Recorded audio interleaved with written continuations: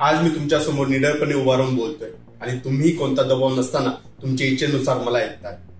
ते फक्त आपल्याला मिळालेल्या मूलभूत अधिकारांमुळे। ज्या देशात घटनात्मक प्रमुखांची नियुक्ती ही हुकुमशाहीने नाही तर निवडणुकीद्वारे होते तो देश प्रजासत्ताक असतो। भारत हा देश प्रजासत्ताक देश म्हणून संपूर्ण जगात प्रचलित आहे। भारतीय राज्यघटनेनुसार आपला भारत देश चालतो, मात्र ही घटना नेमकी कधी तयार झाली, यासाठी किती कालावधी लागला आणि आजच्या दिवसाचे इतके महत्व का, याबाबत तुम्हाला मी सांगणार आहे।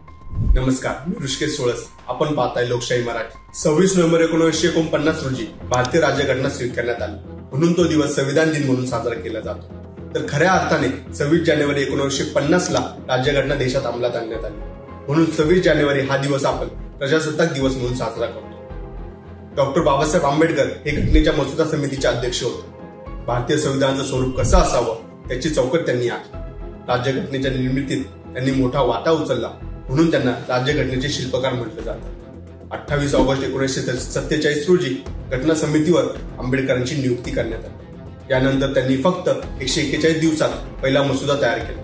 त्या काळात 2 वर्षात घटना समितीची एकूण 12 सत्र घेण्यात आली। घटनेत प्रत्येक शब्द तोलून मापून आणि खोल विचार करूनच घेतला गेला। 9 डिसेंबर 1946 रोजी झालेल्या पहिल्या बैठकीनंतर 2 वर्ष 11 महिने आणि 18 दिवसांच्या परिश्रमानंतर 26 नोव्हेंबर रोजी राज्यघटनेचा मसुदा तयार झाला। 26 नोव्हेंबर 1949 रोजी भारतीय राज्यघटना स्वीकारण्यात आली आणि 26 जानेवारी 1950 ला ती अंमलात आणली गेली। तेव्हापासून आजतागायत आपण हा दिवस प्रजासत्ताक दिवस म्हणून साजरा करत आहोत। सर्वोच्च न्यायालय, मूलभूत कर्तव्य, निवडणूक प्रक्रिया या सर्व घटकांनी आपली राज्यघटना बनली आहे। राज्यघटनेनुसार आपला भारत देश चालतो हे तर सर्वांनाच ठाऊक आहे, पण ही सर्व मूल्ये भारताने वेगवेगळ्या देशांकडून स्वीकारली आहे। भारताने अमेरिकेपासून ते स्वित्झर्लंड पर्यंत अशा अनेक देशांकडून काही मूल्ये स्वीकारली आहेत। आज सर्वात मजबूत घटना म्हणून भारतीय संविधानाकडे बघितलं जातं। आज आपण भारताने कोणाकडून काय स्वीकारले याबाबत अधिक जाणून घेऊया। भारतीय संविधानात भारतीय नागरिकांसाठी काही मूलभूत कर्तव्यांचा समावेश करण्यात आला आहे। या मूलभूत कर्तव्यांची प्रेरणा भारताने रशियन राज्यघटनेतून घेतली आहे।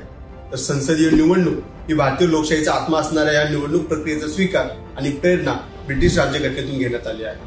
तर भारतीय नागरिकांच्या मूलभूत स्वातंत्र्यासाठीची प्रेरणा ही अमेरिकन राज्यघटनेतून घेण्यात आली आहे। भारतात सुप्रीम कोर्टाला अनन्यसाधारण असे महत्व आहे। सुप्रीम कोर्टाच्या नियमनासाठी जी तत्वे घालून देण्यात आली त्यांचा स्वीकार भारताने जपानच्या घटनेचा अभ्यास करून केला आहे। तसेच भारतातील निवडणूक आयोगाची निर्मिती ब्रिटनच्या घटनेतून प्रेरणा घेत करण्यात आली आहे। भारताने संघराज्य पद्धतीचा स्वीकार हा कॅनडाच्या घटनेतून केला आहे। आणीबाणीबाबतची तरतुदी या जर्मन राज्यघटनेतून घेण्यात आल्या आहेत।